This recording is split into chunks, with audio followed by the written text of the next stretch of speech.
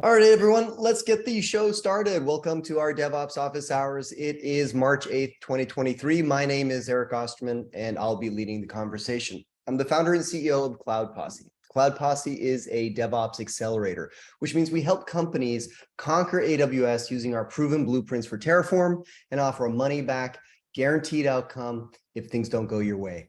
If you're starting from scratch or just not happy with what you have today, then you need to go to cloudposse.com/quiz to book a session with me, and I'll show you what your future can look like, and you can have it now. So for those of you new to the call, the format is very informal. My goal is to get your questions answered. If you're curious about Cloud Posse or any of our open source or tools and modules, this is a great place to ask. If you're tuning in from our podcast or YouTube channel, you can register for these live and interactive sessions by going to cloudposse.com/office hours. Again, cloudposse.com/office hours. We host these calls every week. Our call today is recorded. We'll automatically post a recording of this session to our YouTube channel. So if you enjoy the content and want to support what we do, please hit those like and subscribe buttons. It helps us out a great deal. Head over to youtube.com/cloudposse. Again, youtube.com/cloudposse. It's also a great way to share the wealth with your coworkers or friends if you found anything interesting on our sessions. All right. Something shared by Managed Chaos, Mr. Michael Jenkins. It's another tool that helps you ingest your infrastructure as a data model, in this time in Postgres. I believe recently we talked about another tool called SteamPipe. SteamPipe is a managed service, I understand, that exposes a Postgres compatible API endpoint, but it's not a database in your organization, something you control. So I think what's cool about this, if I understand it correctly with IASQL, is it's actually ingesting it into a database you can control and can query. Michael, are you on the call?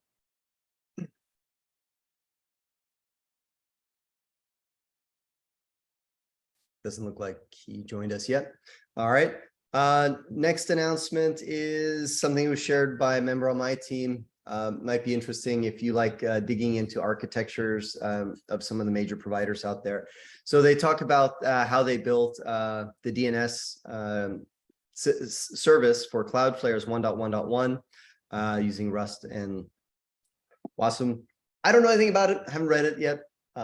Just sharing. Has anybody read it? Want to add anything? All right. Next, that's just what Wasm is the web. That's WebAssembly. Oh, like WebAssembly. At the edge. That's what that is. So basically, all the cool kids are writing stuff in Rust now, doing that. So I guess they've rewritten a lot of that. All right. A lot of these content type companies are adding support for doing Wasm at the edge as well, which I think might be relevant to some people. I would like to learn more about that. Maybe we can talk about that later on in the session if anybody has some more to add. Another announcement was Google came out with their own framework for writing distributed applications. They call it Service Weaver. I'm not sure the extent to which this would be like language agnostic or anything. Has anyone dug into this? I mean, that's Go right there. It's just pure Go. Okay. Well, this here. Okay. Yeah. Of course. Like everything I saw with it looks like it was Go. Okay. All right. Other announcement would be something I think you shared, Matt, which was the ability to subscribe to AWS updates via SNS. Yeah, so there's a couple of interesting things. So they'll actually give you like a daily summary of everything that changed in AWS if you're interested in knowing at that level. And I mean, I don't think necessarily everyone needs to know that, but like people that are working in consulting organizations and kind of want to stay on the top of things and everything, it's an interesting thing. And one of the things that they give you in there, I saw, is not only that, but like when like IP addresses change is one of the things that you could subscribe to. And if you happen to be doing like, whitelisting or, any of that kind of stuff, it could be interesting to know as soon as something, changed. I never even knew you could do any of these things. And apparently it's pretty old. But this new, I guess you could do the IP address thing for a long time, but now they've basically taken the AWS news blog and made it a JSON feed, and you can get notifications like every day if you want them. All right, cool. Yeah, seems interesting. Anyone else have any interesting other ways of applying this? I saw someone say that they were going to turn this into the JSON feed into like a newsletter thing where they were going to moderate the content automatically, basically to see what was interesting and then send it out via newsletter. But it just seems like repackaging the content that they're sending. All right. Yeah, it's pretty much the same thing. Our AWS account rep sends us on a weekly basis. Plus, we get the stuff that's under NDR as well, or NDA. Sorry. All right. Let's see. My next announcement that I had was just something that one of the people I was following on GitHub had started this.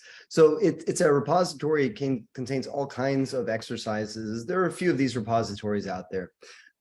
This one had a nice section also on specifically Terraform, all in Markdown, and maybe a good resource for people just getting started on Terraform to understand kind of where they are at in the breadth of their understanding. So, helpful resource to add to your internal wiki, maybe. Yeah, I was going to say I could send that to some of my teammates because just had my semi-annual review with my boss, and his comment to me was that I needed to drop my detail down a few notches so that the rest of the team could understand it. If that's the worst he can say, yeah. I'll take it. Yeah, exactly. Well, it's also a interesting area. I think there's different levels of expertise, but one of the highest levels of expertise is when you can actually explain something simply to someone else in terminology that they understand, or even adjusting that to the person you're talking to based on their experience. So yeah, because that was good constructive criticism. Let's see. Last announcement. I was and then Vlad had one there I'd like to share too. I saw this one come up. It was in the AWS Awesome list. At first I was like, what, a Terraform Cloud alternative? Yet another one of these services? I can't keep them straight in my head anymore. I'm not entirely sure that that's a fair assessment of what this is. At least based on what I saw. I haven't studied the whole thing, but it is at least a GitHub action that does a more mature implementation of Terraform Plan and Apply, and also supports locking of the particular code project that you're working on. Most of those GitHub actions that you see out there, the weekend projects for running Terraform and GitHub actions, lack a lot of the critical things. For example, the ability to make sure that two pull requests aren't using the same, aren't modifying the same code base, not using plan files. So if you're not using plan files, it makes it a whole lot easier. But the problem is, as soon as you start using plan files, now it gets a whole lot more complicated. So now if you're not using plan files, then when you're approving it and applying it, you don't actually know what you are applying before you apply it. And if you are using the plan files, well, now you got to manage that artifact in a secure way. And that artifact gets expired as soon as anything else touches that same code base that plan covers. And then I think there's a whole number of things that Matt Calhoun here could enumerate that he's been dealing through. Ordered dependencies, for example, is another one. So I just thought it was nice because none of the projects I've seen at least did this, which is a big step up, is locking. So Yeah, although if you really see what this is doing under the hood, from what I can tell, it seems to be locking it so that it's considering this a poly repo, and it basically makes it so that only one PR that's running at all in your repo can run Terraform commands at one time.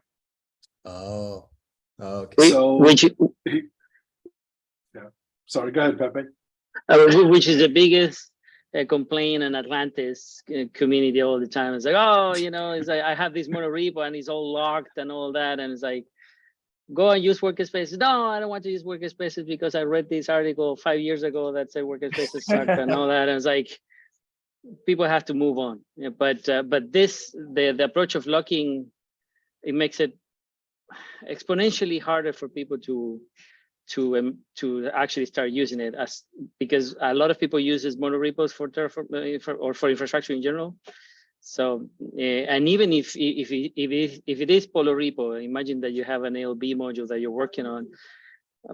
Most probably you're going to have 2 PRs against it for sure, and at that point people will start complaining right away. So it's a big pain point. So you can do it without locks somehow, or the workspaces or something like that with the locking, so that there is unique names for the workspace and so on. That's better. We actually went from a mono repo to a poly repo and moved back to mono repo because it was too much of a pain in the butt to do the poly methods with respect to the modules. So it's there's definitely something that needs to be done there when you're going to use a poly repo to coordinate the changes. And it's like we use Terraform Cloud right now. We're looking to move over to some other product, but it was definitely an issue that we found that we actually had better luck using a mono repo. Yeah. And the last thing, I'm just curious, is there a dashboard component to They actually say they're like building this in public, so I think they haven't gotten there yet, but okay. It sounds like that's their plan. Is they're basically building a SaaS platform like Spacelift, but their whole thing is we're not going to charge you for compute because you can just run it on GitHub Actions. So we'll charge you some nominal fee for the dashboard. I mean, they didn't explicitly say that, but if you read all their stuff, that's kind of my TLDR interpretation of what's being said. It's interesting. All right. Well, then let me talk about the last announcement. Vlad, are you able to talk to this one? Yeah, sure. It was, what was it, yesterday? Yeah. Application Composer is now out of preview. It's not like, don't expect to be drawing your architecture in here. It's not ready for that, but it's a pretty nice way. Yeah, scroll down, there are better screenshots. It's a pretty nice way of seeing how you can connect services in AWS and discovering options. Like if you, just like on the screen right now, if you have an API gateway and you want to connect a Lambda, it's a very nice UI that explains stuff to you easily and shows you how you can connect things. I love this for this type of discovery and playing around. It might evolve enough in the future that it's actually a legitimate way of designing. Like right now, it's exports CloudFormation for the things you define, and it's pretty nice CloudFormation, I've got to say. I don't know if it does SAM and CDK too. It might, I don't know. And I know, the team publicly stated that Terraform support is high on their list. I'm curious how they would do that, because a big deal with Terraform is modules. So they have to unpack modules and put them nicely in the UI. But yeah, this one GA, it's a nice service. I suggest you play around with it. It's pretty fun and it's surprisingly nicely done and with a great UX, which AWS is not historically known for. Cool. I see it's Yeah, mostly Oh, sorry, go ahead. Sorry, I'll just get my one thing in. I see it looks like mostly serverless stuff on the left-hand side there for that list of resources. I imagine it's mostly a serverless building block tool. Is that correct? They're working on it. So basically for serverless resources, Lambda, API Gateway, the common stuff, they built these extended, I wouldn't say visualizations, but like form thingies with nice explanations. But they do support all CloudFormation resources. They're just not this nicely done. They had to start somewhere, and serverless does make sense because that's where, like, you can put an EKS cluster on the canvas there and it's gonna show you some option, but it's not gonna be that pretty. And you don't necessarily connect an EKS cluster to as many things as you connect a Lambda. So I see serverless as a legit starting point, but yeah, no, they support other resources too, but just not as nicely. Gotcha. Something like stackerhq.com, I think it is. Like a no-code platform for building full-on like internal apps and things like that. What was I just came across that open source one. I forget what that was called. I haven't looked at it closer. Yeah, I don't remember the name. The only thing I was going to add with the application composer is that it definitely does support SAM. That's one of the features that they touted in the keynote when I was looking at it. So hopefully that helps you like iterate on the code that you have to write to actually do stuff inside of all these things as you know, and then you can push it up with CloudFormation if you choose this ecosystem. All right. Any other announcements? Opening the mic to anyone else who saw something interesting this week.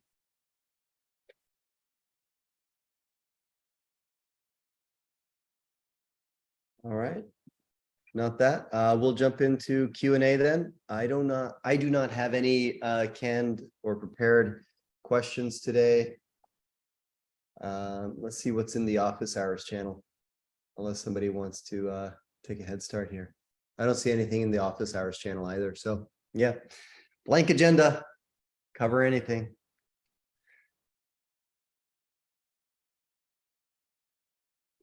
One question that I might have, and it may be that I'm just misusing the module, but like I'm using the Cloud Posse EKS cluster and node group modules, and it recently, while we were upgrading the clusters, because our original cluster was deployed using EKS 1.21, which was being end of life, found that I was having trouble trying to use Terraform to actually perform the upgrade, and ended up having to just do the upgrades through the console and then update the Terraform to reflect that it was using the new version. Anybody else encountered that? Off the top of my head, we need to defer to one of the other engineers on the team. I don't think they're on the call today, so I wouldn't know the technical details. I just know that the other thing is that you also have to upgrade the EKS add-ons, which is not done by the EKS upgrade itself.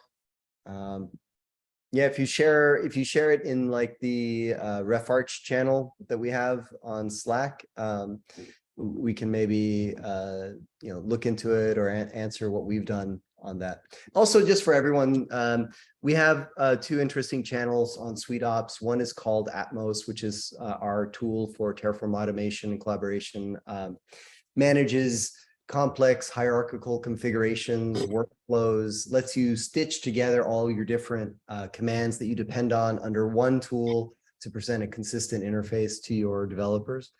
So that's Atmos, and then there's the Atmos channel there. It's very active. And then we also have a RefArch channel that we only added like 1 or 2 weeks ago because we were seeing so much of the conversation in Atmos. We wanted to kind of keep the Atmos conversation about Atmos and things related to how we use our modules in the RefArch channel. We also obviously have the Terraform and Terraform AWS module channels. Those are more like generic, just about Terraform. You can ask questions about our modules, but if it's like really how we use them in our reference architecture, then yeah, it's probably best to go into the RefArch channel. All right. Any other questions? I don't have a question, but I do have a service announcement, I guess. I don't know. Can I do that? Yeah, fire Can I away. ask for help? So we are trying to develop drift detection in Atlantis. The developer that was going to work on it has been we haven't been able to actually contact him back. So hopefully he's all right, but he basically disappeared. So there is a GitHub action that was developed by Sesta, the company. They have been doing some pull requests against Atlantis, but they don't have time to actually grab the code that they created for the GitHub action to a to build it in Atlantis as a built-in feature.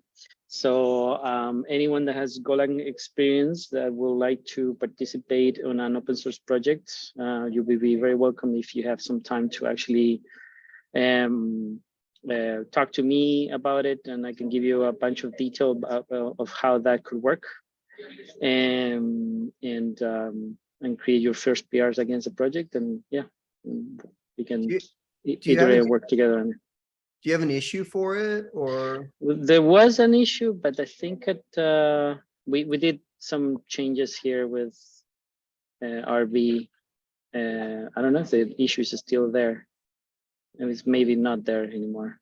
I will create a new one if it's not there, and post it on the office channel. Yeah. Office hours channel, sorry. Yep. No, that would probably be the best way. And feel free to bring it up again next week when you have that posted. Mm-hmm. Yeah, where was that GitHub action Atlantis drift? Was it this Cresta one? Or that's the right. That's it. Yeah. Yeah, and we talked to them, and Jake is the name of the developer, and yeah, they were like, just use the code, bring it in Atlantis, but they don't have the time to do so. And I did test this, and it does work. It does create. It basically goes and uses the Atlantis API, which we do have an API, and then it finds the drift. It runs main, basically it runs a plan. If it finds a drift, it creates a PR for the changes, and then you get a PR in your repo. So yeah, so it does work. Well, here's an interesting question that I'm curious about. Isaac asks in the Zoom chat, what's everyone's experience deploying developer portals like Backstage, which is by Spotify, or Atlassian Compass? Have you found them useful for your engineers or not?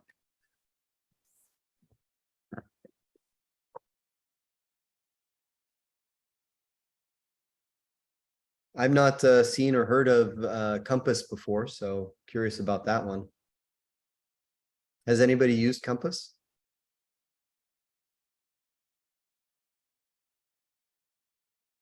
Looks very Confluence-y. Please don't make me use another Jira tool. Yeah. I mean, my experience with Backstage is that I started doing it. It's one of those things that I kind of go rogue sometimes at my company and like redo the VPN setup, or like I deployed Tailscale at the company, and even though there was no like Epic or anything for that, so I wanted to do something like a developer portal with Backstage, but it's an unbelievable amount of work. Like you're going to be digging into you're creating a web app from scratch, pretty much. It's a framework. It's not something you deploy. So it's like you're literally creating a website for your developers, and they have reusable components, and you can there's obviously like a lot. It's a lot of automation that you can get all of the components integrated. So it's not like you're doing things completely manually, but if you think it's going to take you like a couple of days, it's more like a couple of weeks. Very interesting. What's your experience deploying any of the plugins for it? Same, just a lot of effort, or I didn't really get to that part because I wanted something that was more focused on maybe the use case for Backstage wasn't really what I needed. Because obviously it's focused with integrating with OpenAPI and all these things and everything you're seeing on the screen. I really wanted a place that any developer can see where all of our services are, all of the different endpoints they're going to be using day to day. And that's kind of like a overly simplified use case, and Backstage is overkill for it. And we might as well just like create like a Confluence landing page. So yeah, I don't know. I didn't really dig into. I think there's like the Kubernetes, like one of the main components is the Kubernetes integration. That seems to work. I don't know. To be honest, there could be somebody who's had more Backstage experience with me that can speak a lot better to it. But yeah. So I don't actually plan to use Backstage. I did my research and I saw that most people say that it's a time sink. And our use case is more similar to what you described. We just want a single pane of glass that has some things like service metrics, links to documentation, links to the repo, stuff like that. And so for us, we already use Jira. We're like most people, we struggle with it, but it's there, it's already working. So Compass is where we're going. But my interest is more not in terms of like running a developer portal, but the value. Has it actually given any value to your engineers before putting too much work in it? I want to know about, like, I haven't worked in a place where they've had one, right? And my leadership is asking for one. And I just want to make sure, does it really deliver value to your engineers? Do you find that it's something that they embrace, they use, and they even take over the management themselves to keep it updated? Because if I have to set it up, I have to keep it updated, then it means they don't care about it, right? Agreed. So that's my question. I can talk a bit on this. I also shared a tweet in the chat that includes a swear word, so I don't know if that's appropriate. But think about what apologies about that. Think about what implementing Backstage actually solves. Like, we're gonna get all our metrics in a single place. Well, yeah, now all your monitoring is shit and you have the most basic graphs. Like, your monitoring provider spends years of engineering effort to build some cool interactive graphs that show you stuff, and you're like, no, that's not good. We're gonna re-implement it in Backstage. Like, really? That's bringing value to your team? Are you sure? Backstage is absolutely divine if you are a company that is experiencing hypergrowth. That means you are going from, I don't know, 100 engineers to 3,000 engineers, and nobody knows what the company can do, and you do need some automated, semi-handled way of doing things. If you're doing that, Backstage is awesome. For any other companies, I yet have to see the benefits outweigh the effort that it requires. But that's only my experience. I have a couple of quick points to add to it. I've worked in an organization that used it, or with an organization, I should say, that used it some time ago. One of the things that, so I think there's two different things. So if you're trying to get literally everything you possibly can get into Backstage, into a single pane of glass, clearly you're going to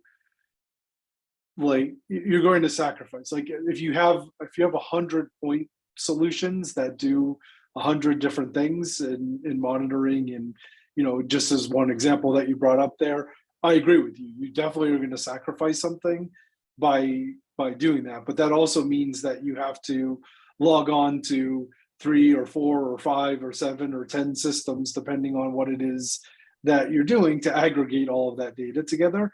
And I found that Backstage did a decent job at aggregating the data.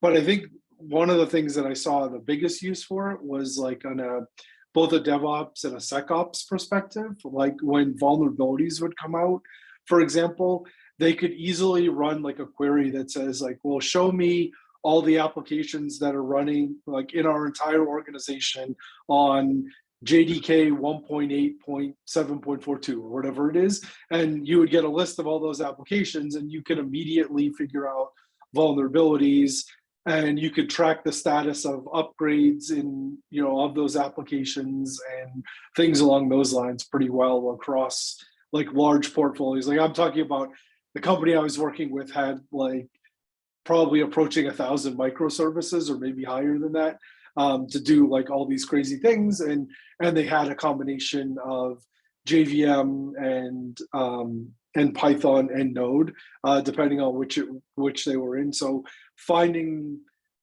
all those pieces, finding what talks to what, finding out who owns a service, who's responsible for it, the last time it was updated, what the base tech that it's using is, what its dependencies are, all of those kinds of things in a quick, reasonable way to be able to consume it, and also documentation around its APIs, you know, and inputs and outputs, I found like really valuable. So I'll just say that on, you know, on that piece of it. I don't think it's going to solve every one of your problems, but it definitely solves some problems. Yeah, that's helpful to know. That's definitely one of the use cases that we're exploring. And also to answer the your point, Vlad, the idea isn't to expose every metric in one pane of glass. That's a well-goods chase, obviously. But I think leadership has some interest in seeing some key metrics, right, about services on that pane of glass. And you know, I share your concern. I just want to just hear stories of people that have been successful with it. So your thoughts, Matt, are helpful in that regard. I just don't want to build something that doesn't get used. Exactly. And using Backstage for business or development metrics to me feels weird. So just to clarify again, no. we're not using Backstage. The idea of a developer portal, I just use that as an example. So I don't want the discussion to be focused on Backstage as a tool because we're not using it at all. No, this give me some rope here. So Okay. using Backstage for these types of metrics is a common ask. I see it a lot with, but how will managers see what velocities and DORA metrics and stuff? Backstage can do that, but it's not the best tool to do it. Somebody was arguing that Backstage is awesome to see audit reports. Like, yeah, sure. Execs want to log into Backstage to see audit reports. Like, that's not the thing. I'm not saying give your execs Excel spreadsheets. Like, that's not ideal either. But how a common way for that, like, hey, executives need more metrics or managers need more metrics. Awesome. How would they be living without Backstage? And the answer is that you either use a tool that not only gets the metrics, but also gives you context and builds a lot more things beyond the metrics, or somebody just exports the metrics manually, puts them in a nice PowerPoint, and then presents them at the quarterly board meeting. I'm trying to figure out how to say this without naming companies.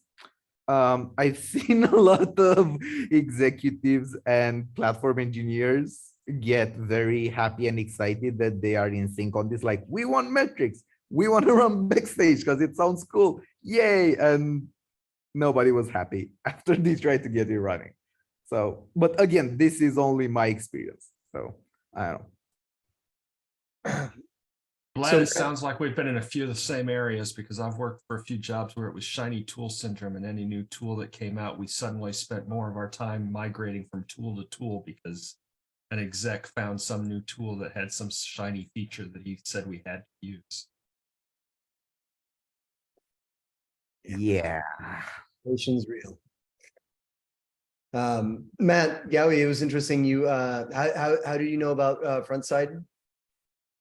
Their founder was somebody I knew back from like when I was an Ember.js person for like a couple of years, and now he's doing this. And I saw he's presenting at PlatformCon, and I thought that was interesting. So yeah, it looked like they're Backstage is so new, so it's interesting to see a consulting company go, hey, this is our thing. And I say Backstage is new, but it's been like what, a year or so, something. something close to that. I don't know. Been around for a while. Oh no, it's been around for a long time, actually. Oh, really? Okay. Maybe I'm multiple. It got popular. It got popular maybe about a year and a half ago, but Spotify released it, I think, maybe 4 or 5 years ago. Something like damn. that. Okay. Yeah. If it's been around for 4 or 5 years, then yeah, I would have expected it to be further along than it is, with it needing to require a lot of hacking to make it happen. Anyway, yeah. All right, cool. I just thought it was cool to see another company doing some niche specialization on some, implementing successfully some open source tool. It's not always that. So I was wrong. 3 years ago, it was open sourced March 2020. That's when they actually open sourced it. Okay, so it's not that old, but Yeah. So I might have also, I might have also disclosed where I saw it because it was more than 3 years ago that I was working with it. So for some context, I pasted the link of what you can get, and we don't really want anything much more than that.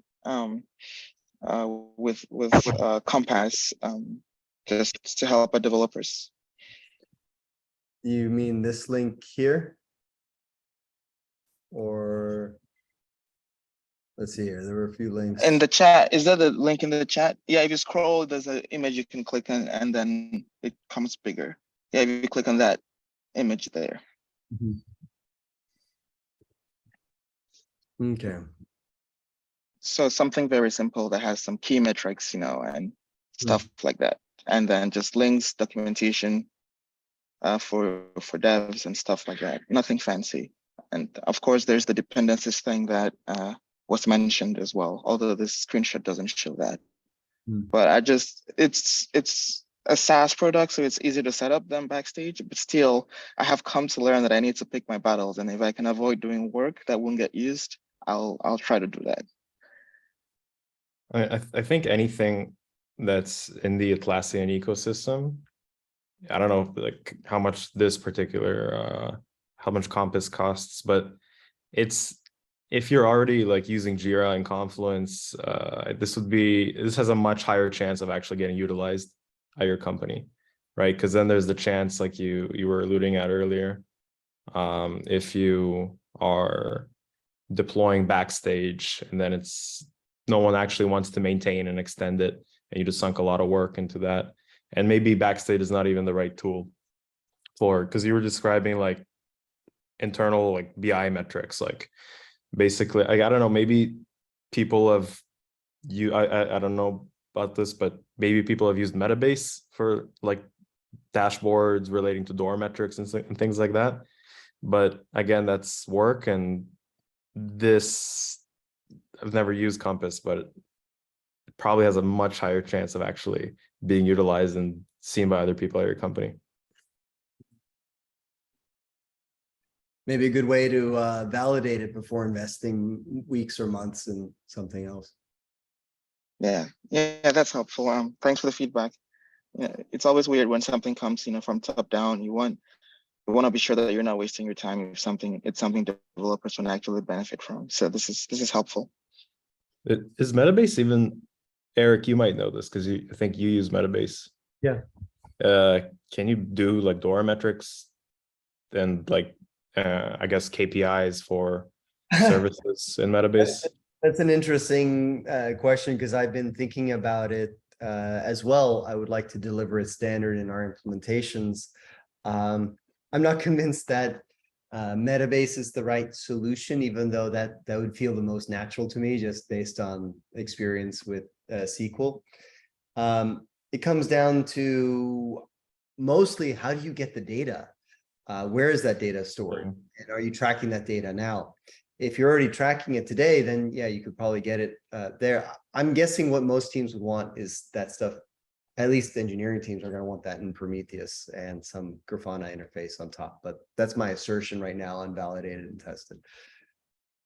I'd be curious to everyone here, like if you could get the standard Dora metrics, some KPIs for how often you're releasing, deploying, failing, all those things. How would you, what is an acceptable solution that you would accept? if you had something in Metabase, which is an open source like BI dashboarding system, would that be cool? Would you rather have it in Prometheus Grafana? Do you need to have it in some other system? I'd love to see Sure. that easily in Datadog. Yeah, I feel like it's the same answer as Prometheus Grafana, but it's just the one that, you know, I use more regularly because it's don't Yeah. need to host anything. Yeah, no, I got you there. And that's the thing where it comes down to it. I guess it's like where you store your metrics or where you keep track of it. So then, yeah, if you're a CloudWatch shop, yeah, we want it in CloudWatch. If you're a Datadog shop, you're going to want it there. And yeah. Yeah, I feel like with all the labels and also if even whether you're using Datadog or you're purely on the Grafana suite that you're self-managing, the fact that you have all the labels and you have tracing as well going on between your microservices, like it might be a good place to have that sort of thing for, you know, building out like kind of Dora metric style dashboards, because you still have the context of how the services are interacting with each other. That might be a pretty good place for it.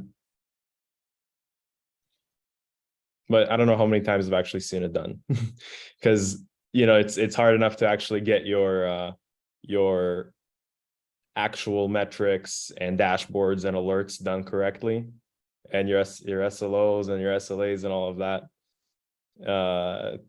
Most people haven't even done that, so I don't think anybody.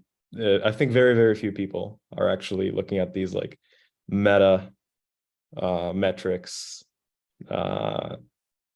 for how well you're actually performing in terms of DevOps.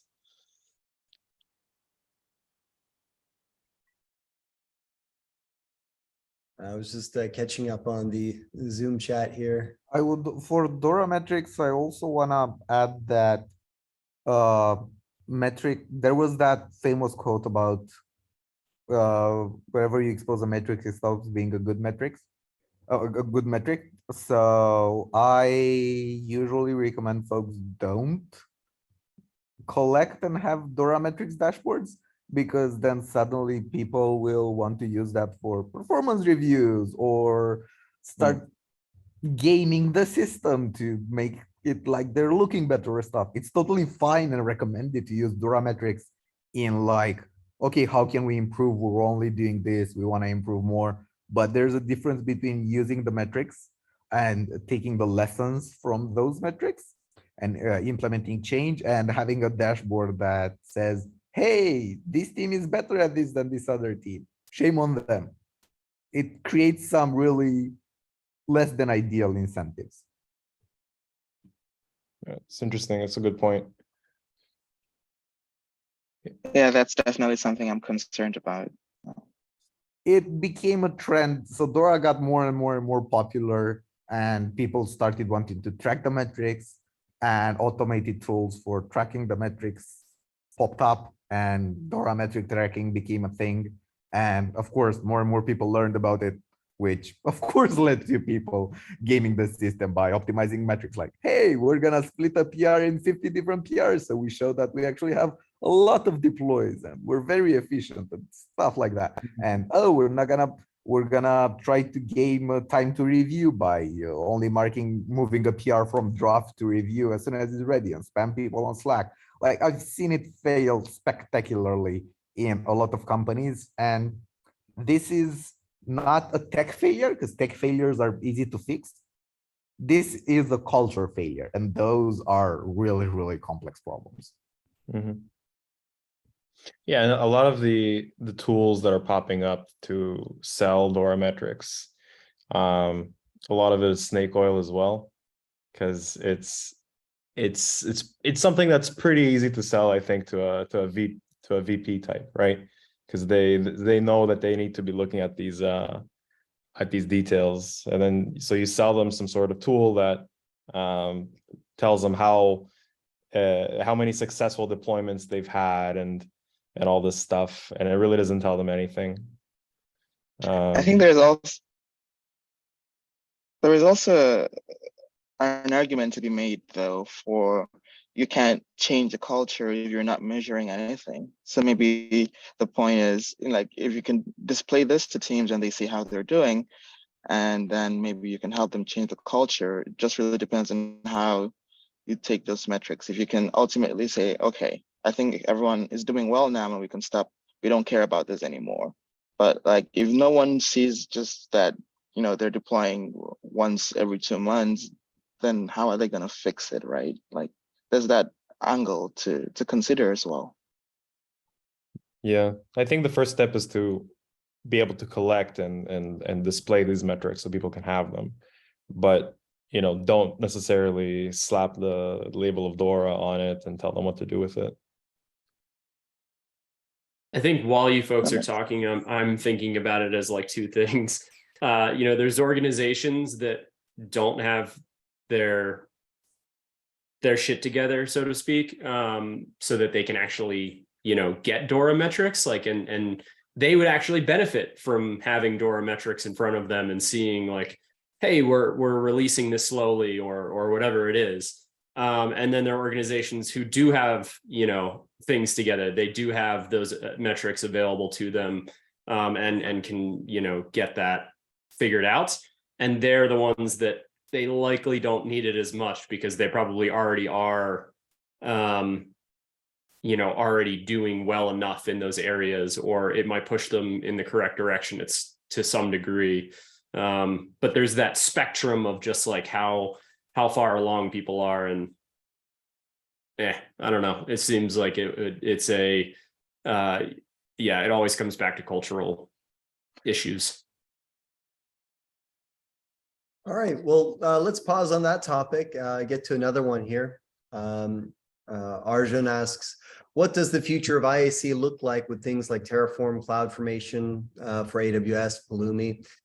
I also came across Crossplane and recently heard about something called Klotho that generates IAC code from annotations. Yeah, I'd never heard of Klotho. I still don't fully understand what it is or what it does based on their description. Anyone want to take this one?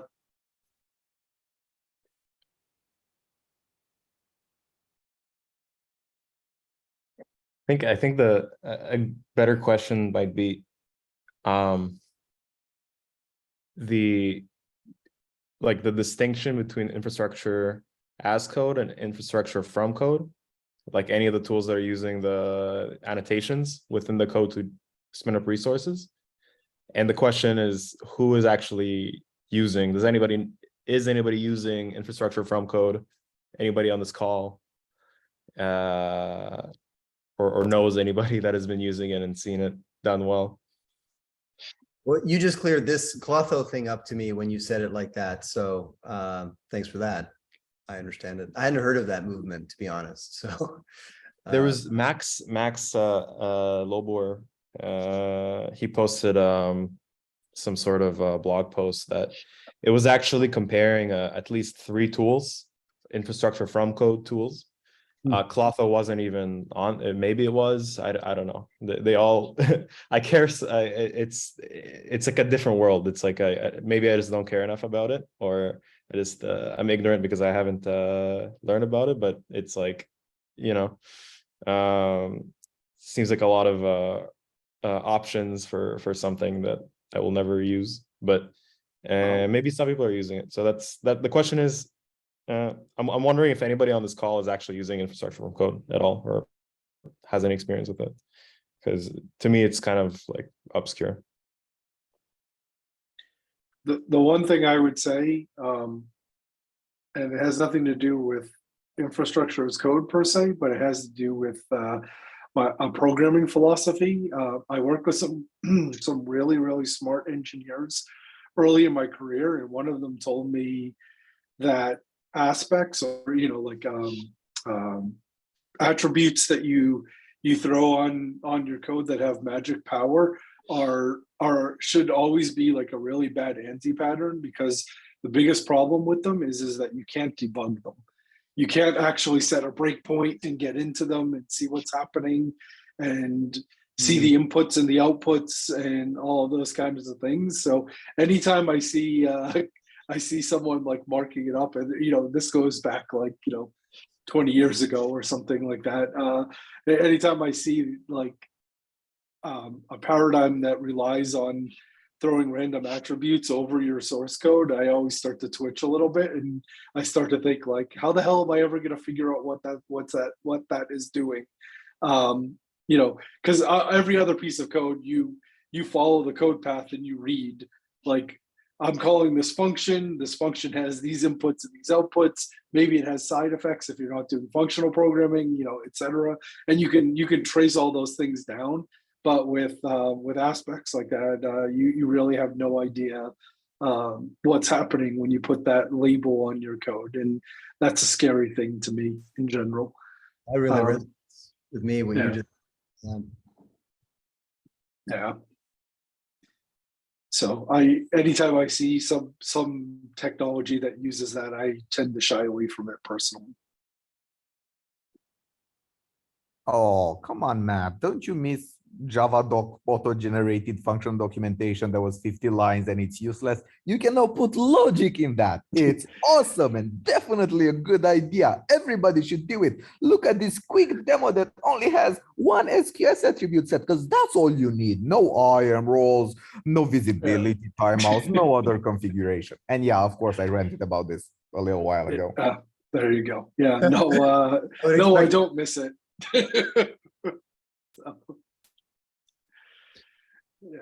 It's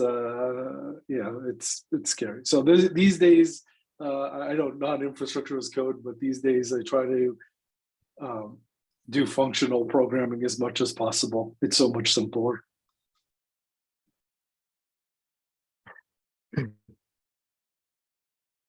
Yeah. I apologize for just posting tweet links. That's kind of not okay of me, but at the same time, I don't want to rehash this. But yeah, I am genuinely happy that this area is being explored, and I hope some new way will be figured out to do this. But it's something that has like Klotho is not, and the tools like that are not new. Ballerina did that a while ago. There was a thing in the Java EE world that did this, and the problems that want to be solved that were discovered in previous iterations aren't solved, and they're not being addressed, and that's making me sad. I think this comment was hilarious, but you have to admit, the first time somebody does somebody deletes the production database accidentally from a code refactor is going to be epic. Yep.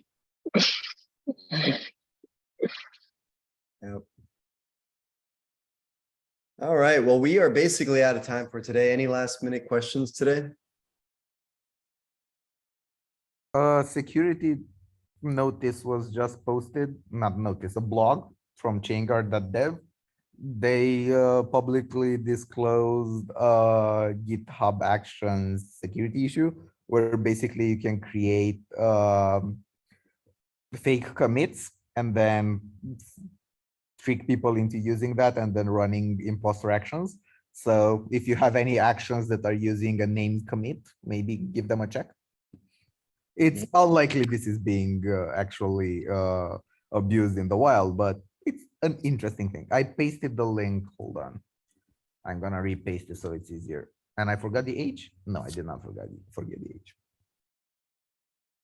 Basically, whenever you fork a repository and you can do some weird Git stuff and create a commit that then can be faked to look like it's part of the main repository. They have a demo in the blog post with the checkout action.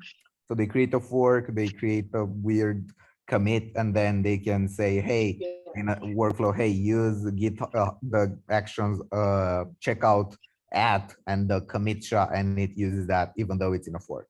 It's an interesting way. Again, I doubt they haven't found it used in abused in production, and I doubt it will, but it's an interesting thing. And now that this has been documented, there might be some things popping up. It was just a quick thing to end on. Yeah, thanks for bringing that one up. Only allow squash merging.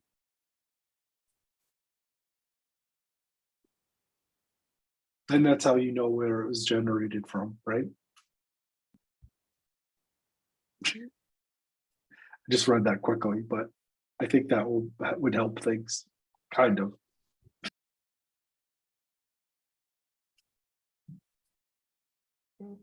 I was just catching up on the other link that Vlad shared, which was going back to backstage. Anyways, all right, well, let's wrap things up then for today. Thanks so much, everyone, for contributing. Good conversation, good times. If you haven't yet subscribed to our YouTube channel, go to youtube.com/cloudposse. We'll be posting a recording of today's session over there. You can also share that with your team. Connect with me on LinkedIn. Go to linkedin.com/in/Osterman to connect with me. If you're interested about Cloud Posse or some of the services we provide through our reference architectures and the implementation, go to cloudposse.com/quiz. Again, cloudposse.com/quiz. To join us on our Slack team, go to slack.cloudposse.com. We post a lot of the internal conversations going on with office hours and our community over there. And our newsletter, newsletter.cloudposse.com, syndicates all the cool links that we share on our office hours that come up through our community, things that we come across just through our day-to-day. We share them on the weekly newsletter, which is newsletter.cloudposse.com. Thanks all. Talk to you guys next week. Same time, same place.